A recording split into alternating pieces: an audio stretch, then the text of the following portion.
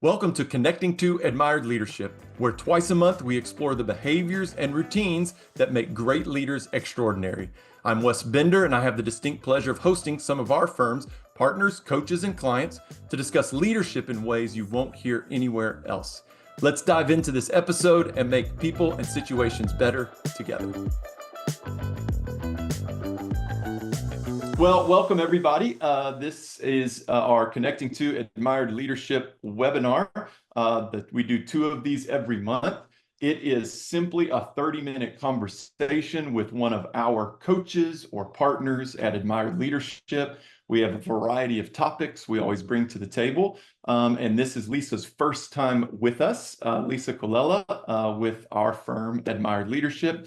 Lisa works kind of in both our practices, our strategic communications. If you know, our CRA Admired Leadership firm has really 3 different practices: a talent practice, a strategic communications practice, and a leadership practice as well. We typically talk more about the leadership practice, but you'll find Lisa's going to probably bring in some concepts and principles and things from our other 2 practices as well, which would be great today.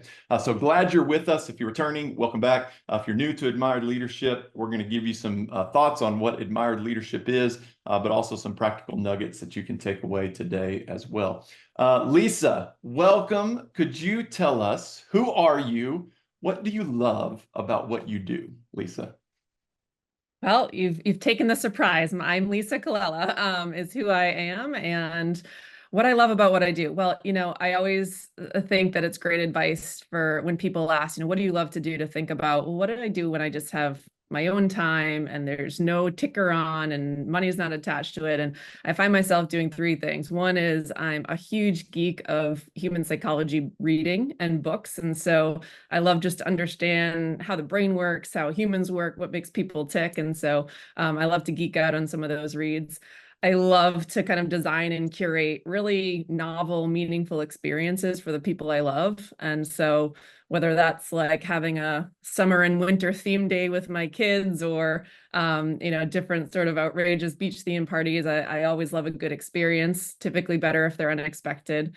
And lastly, I love just getting better, human performance and everything around it. So fitness and really trying to figure out how to always be better myself and make others better. So I think culture is kind of an obvious intersection of all of those things.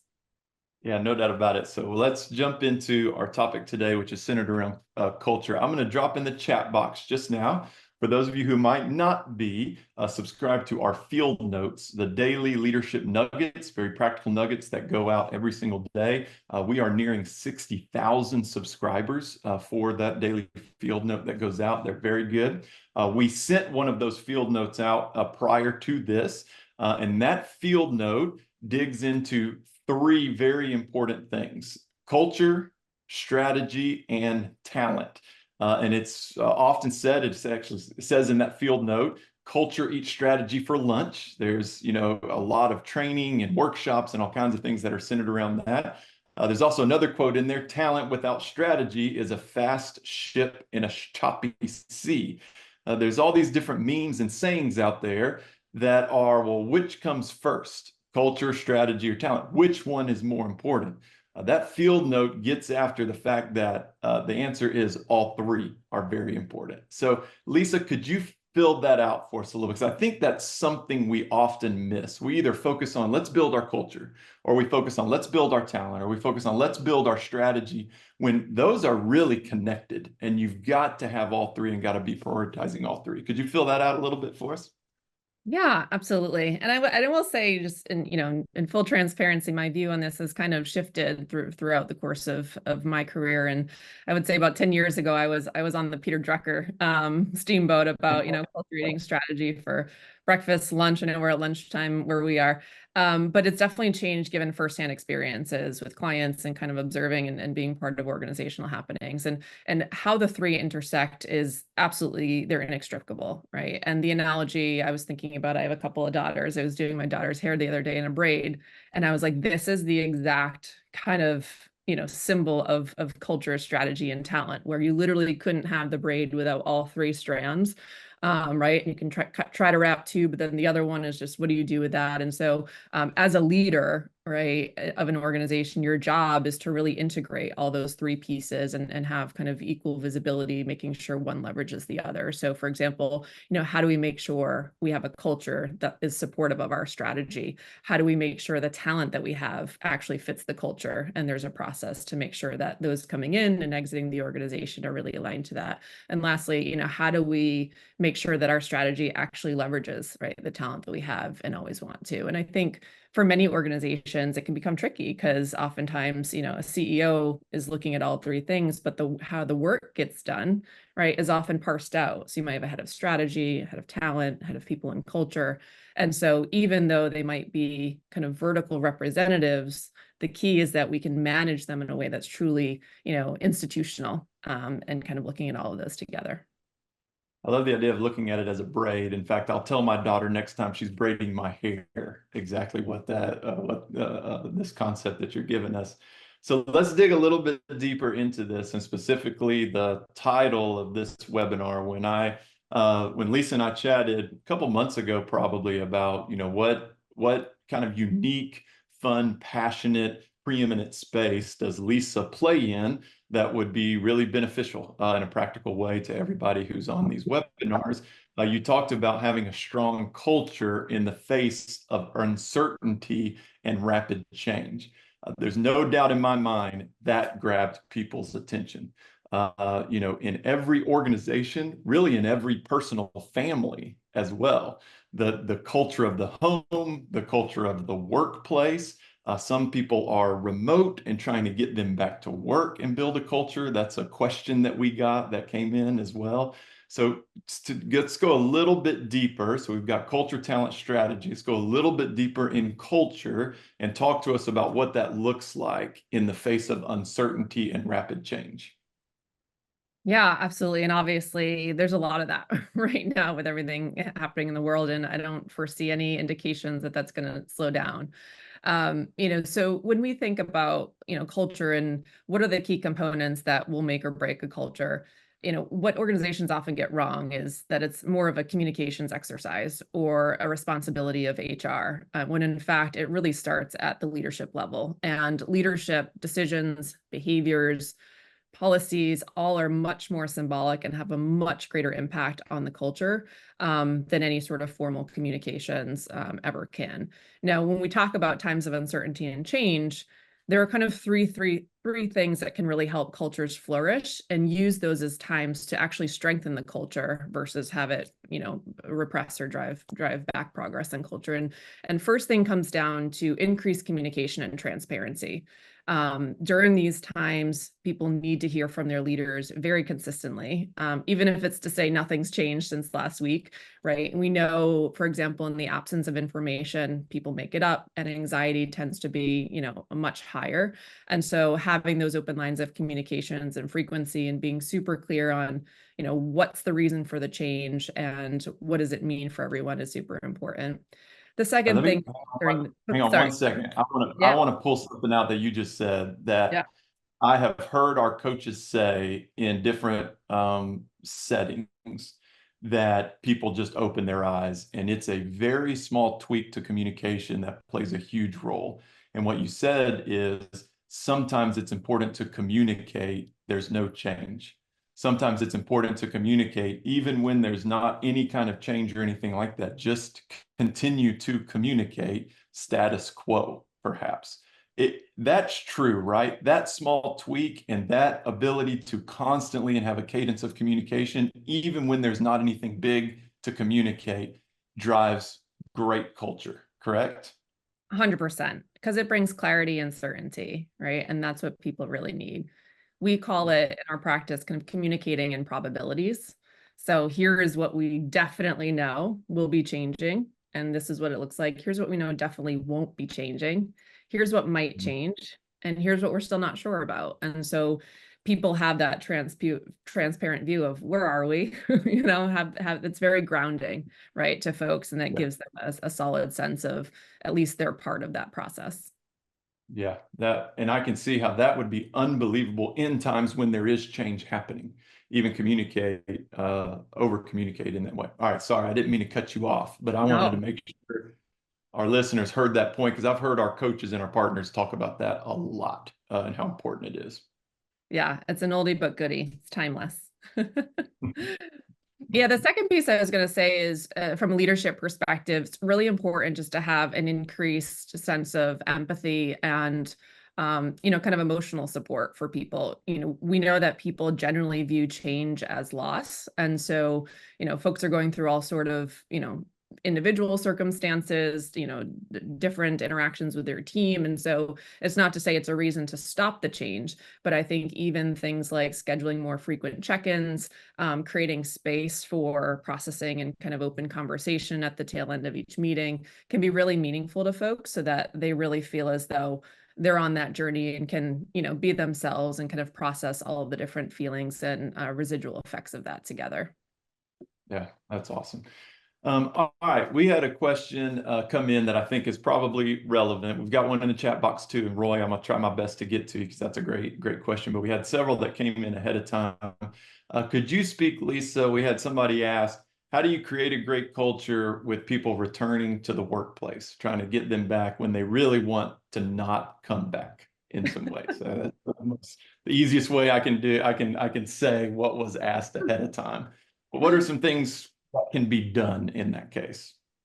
I love the question because, like, as I read into it, it's like every leader who has people-pleasing tendencies out there is probably like, yes, this is on my mind, right? I mean, the first thing is, and I appreciate the question, just kind of seeing how it was phrased in advance, which was like when people don't want to come, and you even said it, Wes, right?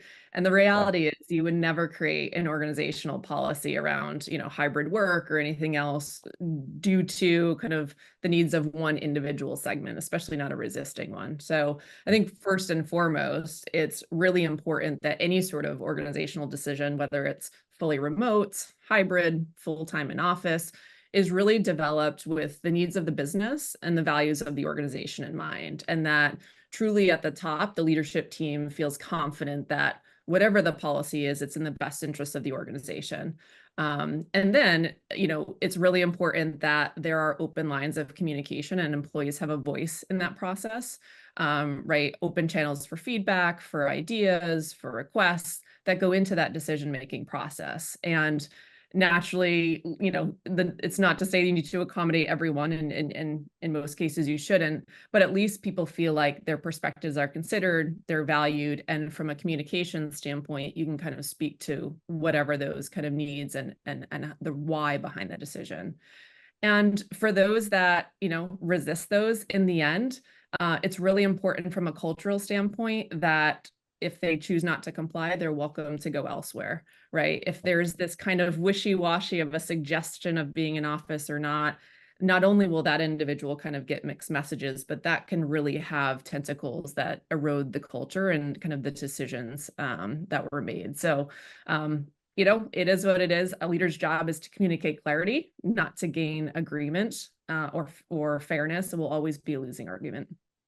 yeah, that's solid. All right, and I dropped in the chat box again. You've got some great little nuggets that I want to make sure people pick up on.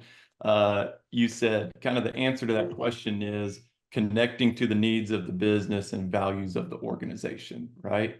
We're not asking you to come back to work because everybody else is doing it, right? We're asking you to come back to work, and we're going to tell you how that's connected to the needs of the business and values of the organization. That's unbelievably important to communicate that over and over. All right, I'm going to put you on the spot with the question that came in the chat box, but I'm going to give a little bit of information so you can kind of collect your answer to it. So Roy said, could you expand on the statement that leadership policies impact culture, and do you have an example of that? So as you think about that, just for those who don't know about admired leadership, or this is your first time joining us, like I said, we have 3 different practices, and we are simply a group of coaches and managing directors that advise in those different areas in a very practical way.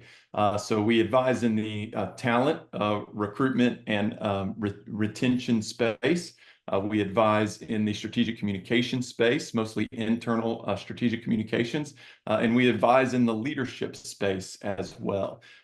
We do custom scopes of work for organizations related to those three practices, and we absolutely love what we do. And it's a group of colleagues to get after it. So just a little bit about, make sure you know kind of who we are and the spaces and the sandboxes that we play in as well. So, all right, back over to you, Lisa. Could you expand leadership policies impact culture? And do you have an example? Yeah, absolutely. So we policies are what we call symbols. So symbols could be a decision, a policy, et cetera, that is directly linked to a cultural pillar of an organization. And a great example that I've actually lived through myself that I think is worth sharing. When I was working in-house at a large global multinational organization, they changed how the criteria for performance evaluations and how that affected compensation. And so previously when I started, it was really focused on performance. When they really wanted to place a higher emphasis on taking ownership, kind of certain cultural pillars, that was included in the evaluation, and your pay was 25% dictated by how well your manager, your peers felt as though you embraced kind of those cultural principles and demonstrated them throughout the year. And so that's one example where, the change in policy affects, personal comp, and that's a symbol of the culture and what the organization is trying to drive forward. Wow. I think the other one's a great example of the previous question, right? Yeah. The working hybrid working, the remote working policies.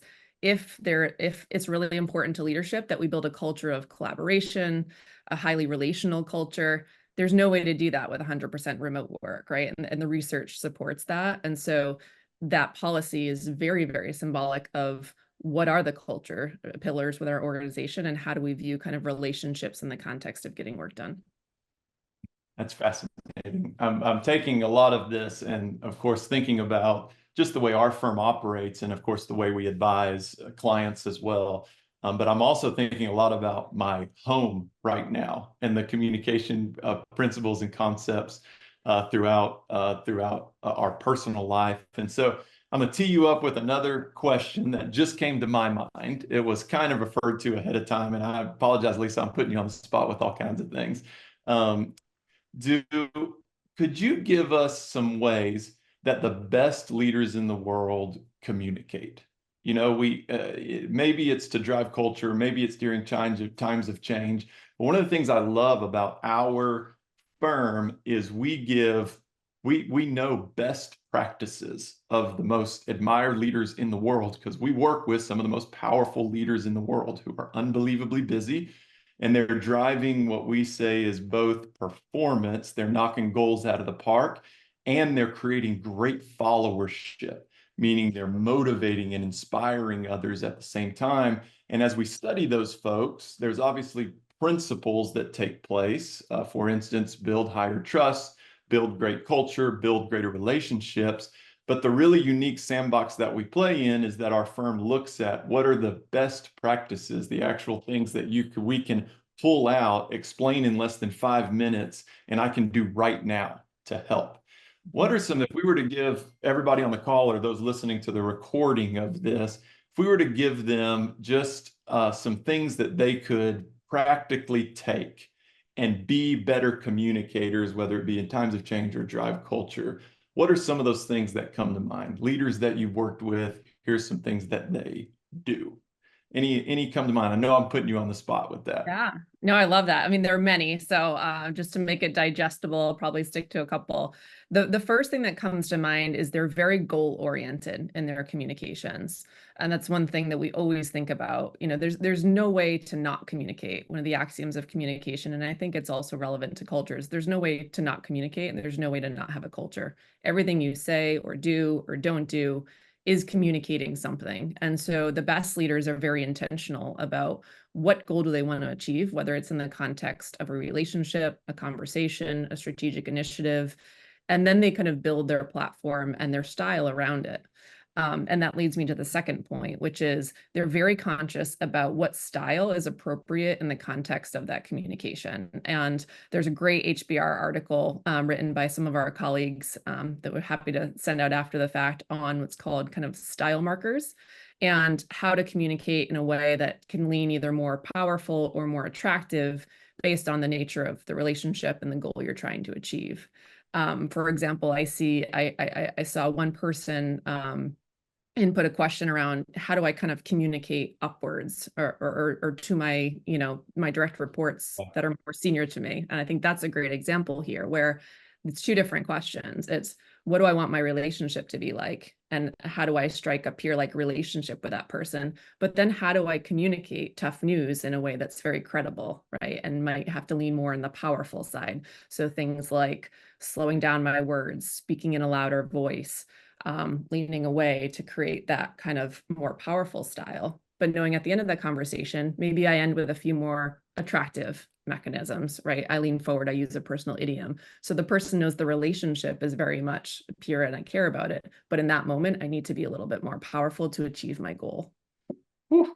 You said so much in 3 minutes, Elisa. So again, I want to pull out one, that HBR article that you talked about. I went ahead and dropped that in the chat box for everybody. So it's a great piece to refer back to and related to style, answering that question.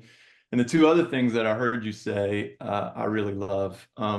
Leaders lead with targets or goals that they can point to. And there's a lot of things that happen when leaders communicate in a way that ties to those targets and goals. And the last one is one of my favorites. I was working with one of our coaches with a school recently. And you want to affect change, try a middle school public education institution, right? One of the most difficult places in the world to affect change. And one of the things our coach said that absolutely resonated with everybody, and it was a small thing, is they said exactly what you did. Everything you do communicates a message. Where you park, where you interact with folks, and came up with a great quote that said, you can tell more about the future of the students, how successful they're going to be by watching the adults interact in the building. That was a great way to kind of indicate the future of what's going on as well. So very fascinating. Targets, everything you do communicates across the board and your style as well. All right, I want you, Rachel asked in the chat box, I don't know if you saw, so if you'll kind of tee up for that question, what's the difference between cultural pillars and company values? So if you could speak to that for a second. I'm also dropping in the chat box. We have these, of course, webinars that happen every month, our field notes, which I already dropped a link to. We're going to be in person with some complimentary events in Chicago, in Atlanta, in Connecticut, Philadelphia, coming up as well. Lots of different ways to connect out, get a deeper experience of admired leadership, CRA, both of our strategic communications and talent practice as well. So we'd love to connect with you. You can check out those events as well. All right. What's the difference between cultural pillars and company values, Lisa? Yeah, thanks for the question, because I know they can sometimes be used interchangeably and be a bit confusing. So we tend to think of cultural pillars as the expected expression of the values. So an alternative word might be behaviors. So how are you expecting people to behave in a way that is aligned to the actual values? It's a little bit more of that behavioral expression of the values. Yeah, and we use the term behaviors a lot in admired leadership. Again, there's all leadership space, a very saturated space today. If you scroll through your LinkedIn, you're going to get a million different memes around leadership. Again, the space that we play in is not a framework or a step-by-step process. It's not a principle-based approach. It's not a psychometric-based approach. It's research over the last 30 years, working with some of the busiest, most highly producing and inspiring leaders in the entire world, and pulling little small, what we call behaviors. Best practices that can be explained in less than 5 minutes. We see them show up in every demographic, psychographic industry, so they work across the board. No need to do this for this person because they've got a certain personality, or this for this person, they've got a personality. They're universal across the board, can be explained in less than 5 minutes, and you can implement them immediately as well. So hopefully you heard some practical things that you can say, well, golly, I don't have to go to any workshop or any session. I can actually put that as soon as I'm off this call. I can start doing that. And so we use that term behaviors, and there are hundreds of these behaviors. We do have an online platform, kind of a curated library for a lot of these behaviors that, of course, we've got thousands of subscribers to, and they're utilizing that to develop themselves, but also engage with rich conversation with their teams. And then, of course, we do lots of coaching with folks, one-on-one or team coaching as well, which is great. So Lisa, before I close us up, any last minute practical, encouraging words for everybody that's on the call today? Anything you would say, hey, to drive culture, times of rapid change, to really get after this, here's my encouragement to everybody. Final words. Yeah. I think very much in line with kind of our approach to leadership being a routine, a habit, a technique that, is really conscious and top of mind in micro moments every single day. The same is true about culture. So we always say kind of the culture can only be as strong as the degree to which leadership tolerates any misalignment to it, right? And so when we talk about culture, we're not talking about the fancy, ping pong tables or any of the features. It really comes down to the day-to-day choices of leadership and team members. And so the more intentional you can be in how you engage, how you communicate, what decisions you're making, that is the threads of a culture. And it's an everyday ongoing practice. It's not a destination. And so I think if you're super clear about your values and in your intentions, and you're constantly working on it every day, that is going to have, ripple effects far and wide. That's awesome. Obviously, we would love to bring Admired Leadership, our strategic communications practice, our talent practice to your organization or to you, whether that be engaging more with some of just the complementary thought leadership that we have out there, or if it means doing some team coaching or one-on-one coaching or strategic communications work, whatever it may be with your firm as well. Do a little bit different today than I've ever done before on our call. And what I'd love for everybody to do in the chat box is to drop what's the one practical nugget that you've gleaned from the conversation with Lisa today around culture. So if you've got one thing, one practical nugget that you say, if I got nothing else from spending this time this morning, afternoon, evening, wherever you are in the world, here's the one big takeaway that I'm taking from this. Or if you have something to add to, so you have a book that's really good, or you have, a meme or saying or something like that, be great to share with everybody on the call, kind of your takeaway and those kind of things too. I'm going to drop the final link in the chat box as those other things are coming in. It's just a link, so you can follow up. So you can just go right there and book a meeting if you want to have some more one-on-one conversation. I know I saw some additional questions come through. We are tracking those, and we will reach out. We'll have Lisa or myself will reach out to you guys individually about that as well. Oh, Lisa, are you seeing all those little I am. nuggets I'm that are loving coming? it. And I want to give an extra kind of gift. Such great feedback.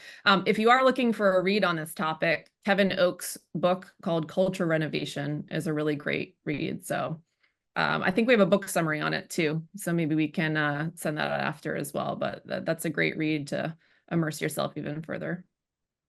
For those of you who would like to stay on the line for another minute, I will actually drop that book summary into the chat box as well, as we have some things come along here.